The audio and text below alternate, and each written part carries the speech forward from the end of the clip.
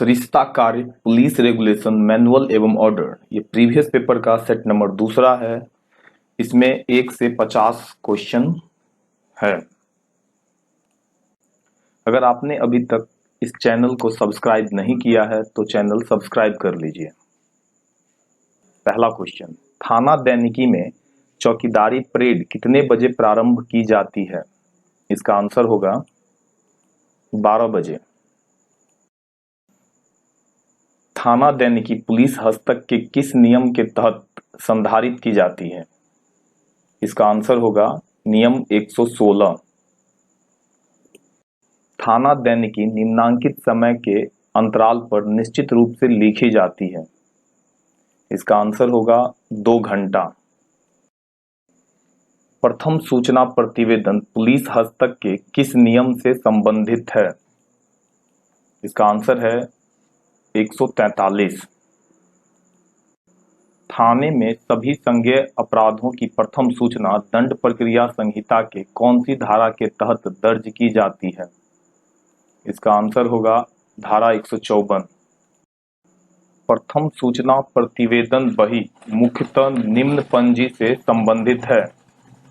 Option क थाना दैनिकी, option ख सिटी पार्ट 2, ऑप्शन ग फरार बही, ऑप्शन घ उपरोक्त सभी।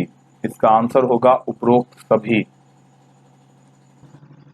मृत्यु समीक्षा रिपोर्ट पुलिस पदाधिकारी द्वारा कितने प्रति में तैयार की जाती है? इसका आंसर है 3। अपराध निर्देशिका भाग 1 का रिकॉर्ड किस पुलिस हस्तक नियम के अनुसार संधारित किया जाता है? इसका आंसर होगा नियम 356। जो दोष सिद्ध अपराधी नहीं है उसका डोसियर खोलने के लिए सर्वेलांस प्रोसीडिंग पर आदेश किनके द्वारा दिया जाता है? इसका आंसर होगा जिला पदाधिकारी। पूर्ववर्तनी पुलिस हस्तक के किस प्रपत्र के अनुसार बनाई जाती है? इसका आंसर है 74।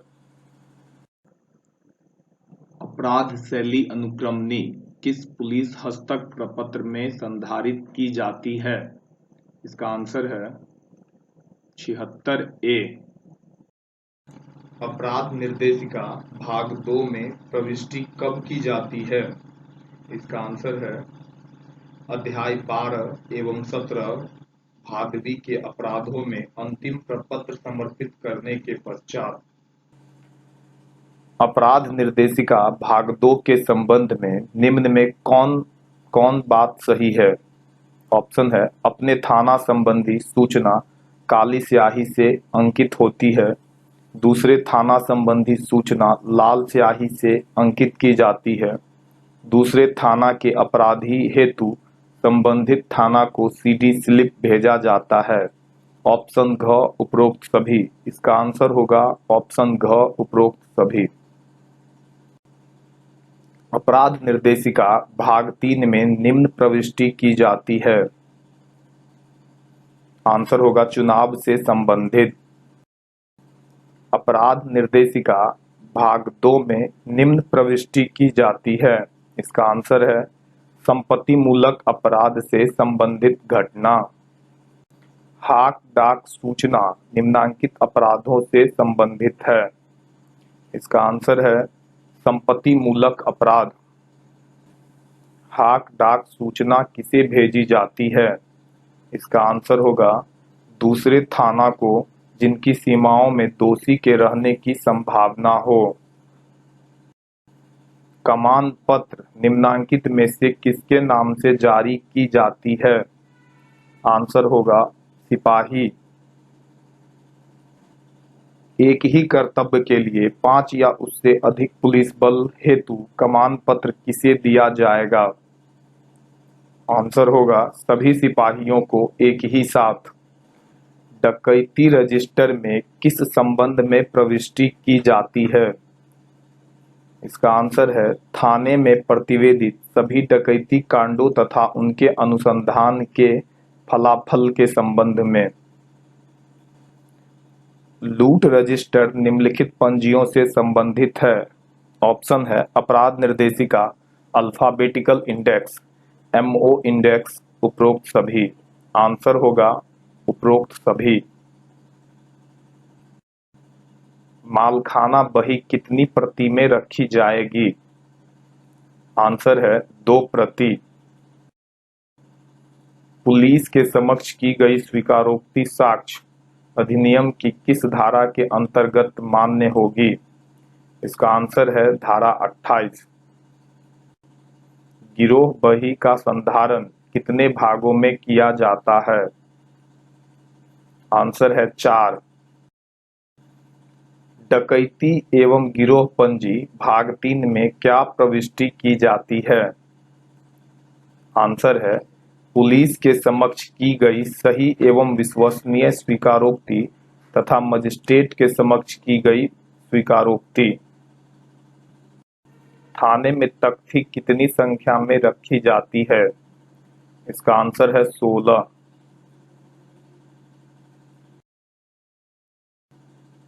तख्ती किस पुलिस हस्तक नियम से संबंधित है? इसका आंसर है 76। तख्ती संख्या 13 किस विषय से संबंधित है? इसका आंसर है सीमावर्ती थानों के सक्रिय अपराध कर्मी। अपराध मानचित्र में डकैती की घटनाओं को निम्नांकित चिन्ह से दर्शाया जाता है। 4 कोने वाले सितारे। अपराध मानचित्र में सेंध काटकर गृहभेद करने वाले घटनाओं को निम्नांकित चिन्ह से दर्शाया जाता है। आंसर है लाल वर्ग। मासिक कार्य विवरणी कितने प्रतियों में तैयार की जाती है? आंसर है 4 प्रति।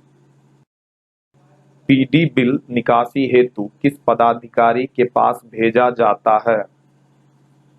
पुलिस अधीक्षक। निम्नलिखित में कौन बात सही है? खून एवं वीर्य के दाग लगे कपड़ों को विधि विज्ञान प्रयोगशाला में रासायनिक जांच हेतु भेजा जाता है। फरार घोषित करने का प्रावधान दंड प्रक्रिया संहिता की निम्नलिखित धारा में है। आंसर होगा धारा 82। फरारी बही कितने भागों में संधारित की जाती है? आंसर होगा 2। फरारी बही का मिलान वर्ष में कितने बार किया जाता है? आंसर होगा 1। फरारी बही का मिलान किस कार्यालय से किया जाता है? आंसर होगा पुलिस अधीक्षक। मृत्यु समीक्षा रिपोर्ट दंड प्रक्रिया संहिता की किस धारा से संबंधित है? आंसर होगा धारा 174। निर्गत तथा प्राप्त पंजियों में की गई प्रविष्टियां साक्ष्य अधिनियम की किस धारा के तहत मान्य है? आंसर होगा धारा 35। भेजे गए पत्रों के उत्तर प्राप्त नहीं होने पर कितने दिनों के पश्चात स्मारक पत्र भेजा जाना चाहिए? आंसर होगा 15 दिन। जुलूस लाइसेंस पुलिस अधिनियम 1861 की किस धारा से संबंधित है? आंसर होगा धारा 30। धारा 109 एवं 151 दंड प्रक्रिया संहिता के अंतर्गत गिरफ्तार अभियुक्त को किसके न्यायालय में अग्रसारित किया जाएगा? आंसर होगा अनुमंडल दंडाधिकारी।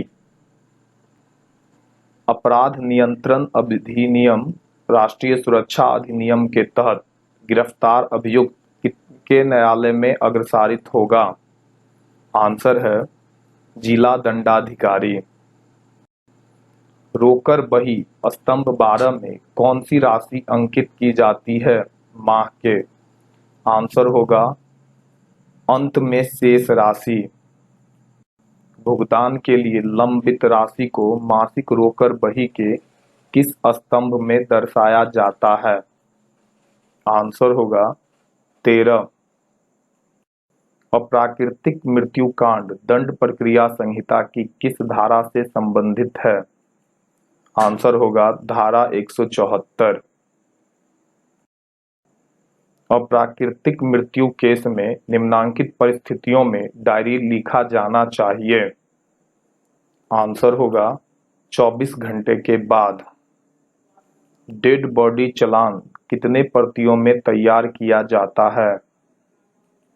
आंसर है 3। डेड बॉडी चालान क्या है? आंसर है सबको पोस्टमार्टम हेतु भेजते समय पुलिस पदाधिकारी द्वारा तैयार किया जाता है। लास्ट क्वेश्चन है, निम्नलिखित में से कौन सी पंजी जुलूस लाइसेंस से संबंधित नहीं है? आंसर होगा आरोप पत्र।